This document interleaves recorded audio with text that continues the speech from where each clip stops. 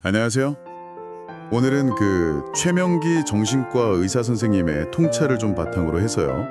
나이가 들면서 특히 좀 더 젊은 세대하고 관계 맺을 때 어떤 걸 조심해야 하나, 또 어떻게 하면 존경받을 수 있나, 이런 걸 좀 깊이 파헤쳐 보려고 합니다. 관계 속에서 지혜를 얻는 시간이 됐으면 좋겠네요. 자, 한번 자세히 들여다볼까요? 네, 흥미로운 주제네요. 이게 세대 간 소통 방식이나 기대치 같은 게 계속 변하잖아요. 그러니까 내 행동이 상대에게 어떻게 보일까, 이걸 좀 생각해 보는 게 정말 중요한 것 같아요. 특히 나이와 경험이 주는 무게감, 이걸 어떻게 긍정적으로 쓸까, 그게 고민이죠. 맞아요. 여기서 최명기 원장님이 나이듦이라는 걸 단순히 숫자로만 보지 않으시더라고요. 상대적인 거라고. 예를 들어 내가 40대인데 20대랑 같이 있다 이러면 내가 나이 든 상황인 걸 알고 행동해야 한다는 거죠. 그냥 나이 차이 말고도 직급 같은 권력 관계 이런 것도 상대방이 내 행동을 해석하는데 엄청 영향을 준다고 하고요. 아, 그쵸. 심리적으로 보면 그럴 수밖에 없어요. 똑같은 행동이라도 나이나 지위 차이가 크면 젊은 쪽은 그걸 좀 압박으로 느끼거나, 아, 저 사람이 나이 많다고 저렇나? 이런 식으로 부정적으로 해석하기 쉽거든요. 이런 인식 차이가 있다는 걸 먼저 아는 게 중요한 것 같아요. 나는 괜찮다고 생각해도 상대는 아닐 수 있으니까요. 그럼 어떤 행동들이 좀 관계에서 거리감을 만들 수 있는지 구체적으로 한번 볼까요? 최 원장님이 첫 번째로 꼽으신 게 바로 그거예요. 말이 너무 많은 거. 아, 네네. 젊은 사람들은 재미없거나 듣기 싫어도 그냥 예의상 참고 듣는 경우가 많잖아요. 근데 말하는 사람은 이걸 내 이야기가 재밌나 보다 이렇게 착각하기 쉽다는 거죠. 아, 네. 약간 참여의 착각 같은 걸까요? 상대방이 그냥 예의상 반응하는 건데 진짜 관심이 있다고 오해하는 거요. 맞아요. 네 나이 때는 네 얘기 들어주는 사람 없으니까 우리한테 하지. 다음엔 달아날 거야. 이런 속마음이 있을 수도 있다. 이렇게까지 얘기하시더라고요. 결국 기피 대상이 될 수 있다는 거죠. 그게 어쩌면 동년배들하고 소통이 좀 부족하거나 아니면 인정받고 싶은 욕구랑 연결될 수도 있겠지만 결과적으로는 아, 저 사람 참 지루하다, 배려 없다 이렇게 비춰질 수 있다는 걸 좀 기억해야겠네요. 네. 이런 비슷한 맥락에서 두 번째가 인색함.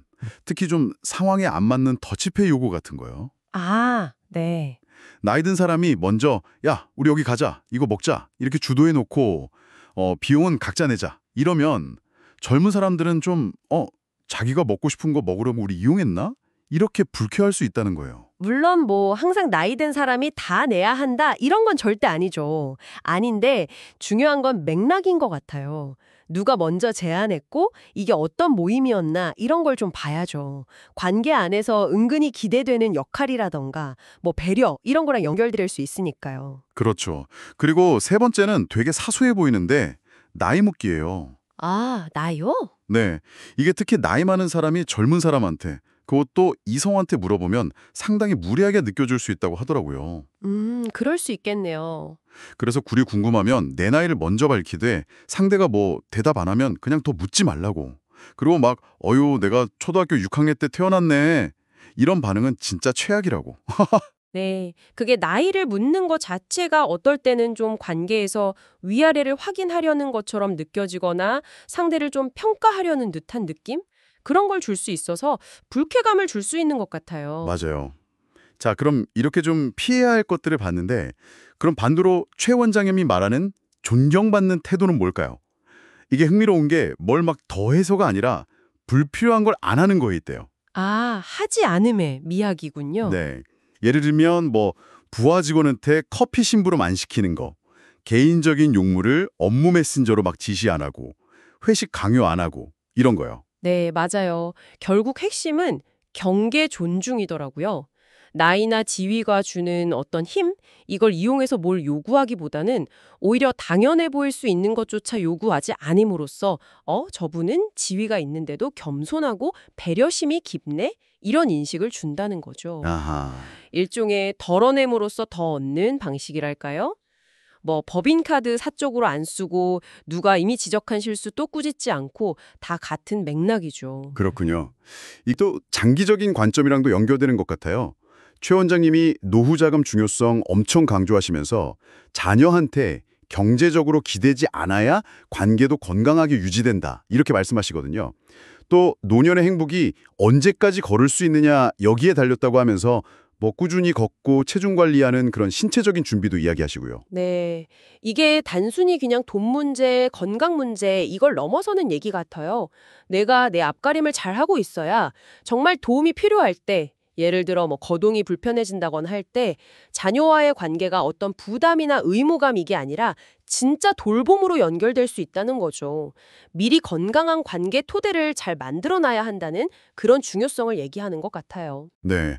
오늘 이렇게 최명기 원장님 이야기 통해서 쭉 살펴봤는데요. 청취자 여러분의 경험과는 좀 어떻게 연결되시나요? 혹시 뭐 더 젊은 세대와의 관계에서 아니면 또 윗세대와의 관계에서 떠오르는 생각이나 경험 같은 거 있으신지 모르겠네요. 결국은 나를 좀 객관적으로 보고 상대방 입장을 헤아리는 것, 특히 나이나 지위 차이가 있을 때 더 세심해야 한다는 거, 이게 핵심인 것 같습니다. 관계라는 게 뭐 일방적인 게 아니잖아요. 서로 만들어가는 거니까요. 네, 맞습니다. 오늘 이 시간이 여러분의 관계를 한번 돌아보는데 조금이라도 도움이 되었으면 좋겠습니다. 아, 그리고 마지막으로 질문 하나만 던져볼게요. 최 원장님은 주로 부정적인 행동을 피하는 것으로 존경을 얻는다고 하셨잖아요. 그럼 여기서 한 발 더 나아가서 세대 간의 어떤 긍정적인 연결이나 상호 존중을 적극적으로 만들려면 우린 뭘 할 수 있을까요? 단순히 거리를 두는 걸 넘어서 서로의 가치를 좀 인정하면서 같이 성장하는 방법, 이런 것도 한번 고민해보면 좋지 않을까 싶네요. 좋은 질문이네요. 오늘 저희와 함께 깊이 있는 이야기를 나눠주셔서 감사합니다. 다음에 더 유익한 내용으로 찾아뵙겠습니다.